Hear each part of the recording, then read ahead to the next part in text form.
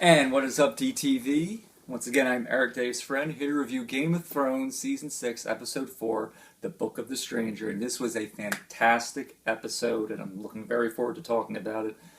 I'm going to change things up this week, and I'm going to start with Daenerys' storyline, which was really good in this episode. I loved it. So I have to start off with Jorah Mormont and Daario. They're looking for her. They know where she is. Now, Daario is being a real dick to Jorah. He's saying, you're too old to ride the dragon, and saying really mean, unnecessary things to him. And I know that's Dario's personality, but really, you have to be that much of an ass? I mean, come on. So finally, Daario sees, though, that Jorah has grayscale. And his tune kind of changes a little bit because he knows what that means. So he kind of, I hope, will lay off him from now on. I mean, leave him alone. The guy's dying. You don't have to keep rubbing in that he's too old to be with Daenerys. So just leave it alone. But anyway, Daenerys is in the Duffelkaleen thing with all the dead Carl wives. And she leaves with one of the Carl wives to get some air. And she's greeted by Daario and Jorah, and they're like, "Hey, we're here to rescue you. Let's go." She's like, "We're not going to make it. I know what to do." She tells the Carl's wife that she's with, "Trust me, believe in me." So later in the episode, she's in the thing with all the Carls, the head Carl and all the Carls are there, and they're being crude to her. They're saying, all kinds of stuff, and she's like, "You're all small men. None of you are fit to lead the Dothraki. I am." And they just laugh and say, "Look, I'm gonna fuck you. I'm gonna let my blood riders fuck you. If there's anything left of you, I'm gonna let my horses fuck you." And then she finally stands up and takes all these fire pits, dumps them all over, sets the whole place ablaze, and they're all like screaming, trying to get out. The door's locked. They can't get out. They all burn up. They're all dead. She, of course, can't burn. She emerges from this. It was very reminiscent of the season 1 finale.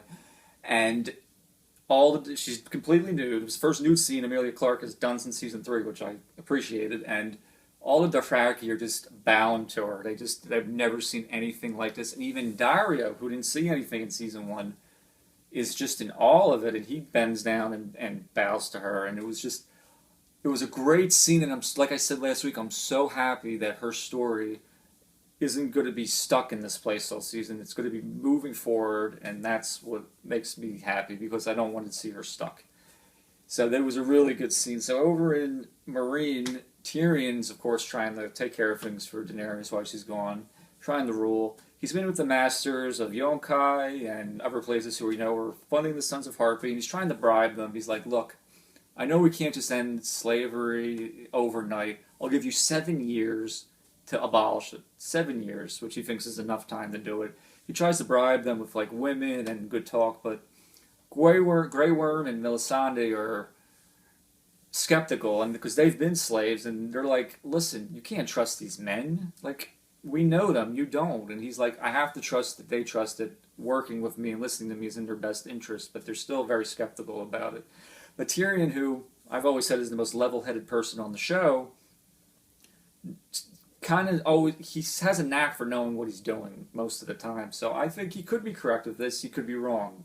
Hopefully he's correct, but we'll see. He's doing the best he can. But that's the story with Daenerys and Tyrion. It was good stuff in this episode. But next, I'm going to get to King's Landing. So Marjorie meets with the High Sparrow, and he says to her, "Who would you want to meet right now? Who would you want to see?" And she says, "Of course, I want to see my brother, my husband, my family." So he sits down with her, starts talking, and he starts talking about his backstory. She mentions she's heard about the Book of the Stranger, which is the name of the episode, and finally at the end he says, "Okay, let's go see him." So he takes Marjorie to go see Loras, and Loras is in bad shape. We haven't seen him in a while, and he's just in a bad place right now. She tries her best to comfort him. She says to him, "You have to be strong for the family, your future." She knows what the High Sparrow's doing, which is why I love Marjorie. She's smart. She knows how to play the game, so to speak. She's like, "You have to be strong and stand up, and things will work out in the end." And I don't know if they really will. I mean, I hope they will for Marjorie especially, but we'll see. But over in So Cersei is talking to the King Tommen, and he mentions how he met with the High Sparrow, and he told him something. So her and Jaime go to see the Queen of Thorns and Kevin Lannister, who's the Hand of the King, and they, of course, at first are to tell them, just get out, just leave. But they're like, listen, we have a common enemy, a common interest here. Cersei mentions to the Queen of Thorns, your granddaughter's going to be doing a walk of atonement herself. And the Queen of Thorns goes, that can't happen. No, that's not going to happen. Cersei says, I agree. Jen says to Kevin Lannister, don't you want your son back, Lancel? And Lancel Lannister, who's become a member of the Faith Militant, completely into the whole thing, has just been corrupted, and he realizes, yeah, I do want him back. So they all realize they have a common enemy, the High Sparrow and the Faith Militant. So Jaime's like, look, you'll get your armies, we'll storm the cap, we'll storm them, and hopefully we'll get everyone back, we'll kill the High Sparrow, and I hope that happens because I hate the High Sparrow and I hate the Faith Militant, but we'll see. I know the King really wants Margaery back, for obvious reasons, but we'll see what happens with that. But it was good stuff. It's good to see people uniting like that against a common enemy. So next I'll get to the Iron Islands. So Theon does in fact make it home. He goes to see Yara, his sister, and Yara's like, what are you doing here? I tried to rescue you. You wanted no part of it. Good men died trying to save you. Theon explains to her, I was broken. You don't know what this man did to me. And she says, I do know what he did to you. We got a piece of you in the mail, which was his penis back in season 3. I do know what happened to you, but you wanted no part of my help. So why are you here? You here to rule? He's like, no, I didn't even know our father Balon was dead until I got here. And he says, finally, I want to help you. I want you to rule. So he knows there's going to be a King's Moat. So they don't know Euron Greyjoy's out there, though. They don't know he's the one that killed Balon. And he's obviously going to make a claim on things, so we'll see how that plays out. But it was a cool scene to see the Greyjoys. And to see Theon did, in fact, make it home. I didn't know if he really would, but he did make it home. So next, we got to check in for the first time this season with Littlefinger. And Littlefinger went to see Robin Arryn, who's the Lord of the Vale now. And he wants to enlist, the Vale's help to help Sansa. He's heard about what's happened and everything. And Robin Arryn is not all there. He's young, and when we first saw him, he was like sucking on his mother's breast, and he was like maybe 8 or 9 years old. So he's had a very weird upbringing, not a normal upbringing, and he's very easily controlled by Littlefinger. He'll do almost what Littlefinger says. So it was good to check in with Littlefinger because we haven't seen him all season. So looks like help's coming from that direction. So next I will get to Castle Black, and a lot of cool stuff happened. A very happy Stark reunion went down.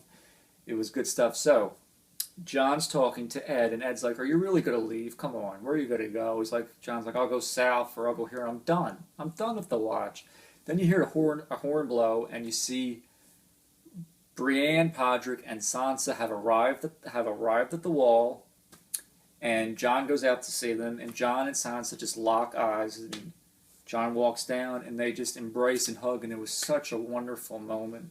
To see Starks reunited, finally, it was a really sweet moment, and I clapped. I was happy about it. So Jon and Sansa are, reminiscing about old times. Sansa says, forgive me, because she admits she treated him very poorly when they were growing up. He's like, all right, I forgive you. And then she's like, where do I go next? And Jon goes, where do we go next? Where do we go next? Anywhere you go, I am going. And she says, the only place we can go, home. I want to go to back to Winterfell. And Jon's like, no, because Jon doesn't want to fight anymore. After he died, he's like, I'm done with it. He's like, he tells her all these horrible things that have happened to him, but she's had plenty of horrible things happen to her. So a lot of bad things have happened to her. So a little later in the episode, Sir Davos goes to talk to Melisandre, the Red Woman, and then he says, where are you going to go? And she goes, I'll go wherever Jon Snow goes. He's the prince that was promised. And Davos goes, wait a minute. I thought you said that was Stannis. I'm like, what? And he goes, what happened down there? I want to know. And she's like, well, Stannis' army was defeated, but then he says, what happened to Shireen, the princess?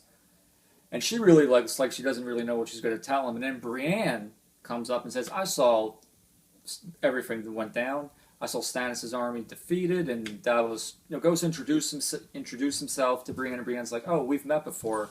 I was Kingsguard to Renly Baratheon. I was there because back in season 2 when Stannis and Renly had a face-to-face meeting, they were both there, and she says I was also there when Renly was murdered by blood magic, and Davos goes, that's okay, that's in the past, but she goes, yes, Brienne goes, yes, it's in the past, but I don't forgive and I don't forget, and I liked that she said that, and she looked at Melisandre, because I don't forgive or forget either. I don't care that she brought back Jon Snow. I'm glad she did that, but she's got to pay for what she did to Shireen. And once Davos, I think, finds out, which I know he will, I hope he takes care of her. But the one thing she has in her favor, Melisandre, now, I think Jon might protect her now, because she brought him back to life. But so she has these two people she has to worry about, Brienne and Davos. So another scene that happened in the episode was a quick scene in Winterfell where Ramsay's talking to Osha, who we saw for the first time last episode since season 3, and he brings her in, and she tries to kind of seduce him, use her feminine ways on him, and he says to her, look, Theon Greyjoy didn't talk a lot. I had to get him to talk, but he told me a lot of things. He told me how the Stark boys escaped, and he told me who helped them escape, which means he knows she helped Rickon and Bran escape. And then takes a knife, drives it right into her throat, and that's it with her. So they really brought her back literally for 5 minutes, which was a little bit of a surprise to me. And I was kind of shocked. So later in the episode, there's a dinner going on at Castle Black, and you can kind of see that Tormund Giantsbane kind of is eyeing up Brienne, like, you're kind of, like he kind of likes her, right? I think that would be an interesting pairing, to be perfectly honest. But, so they're having this dinner, and they get this letter, and it's from Ramsay Bolton, and he states, I want my wife back, and I have your brother Rickon.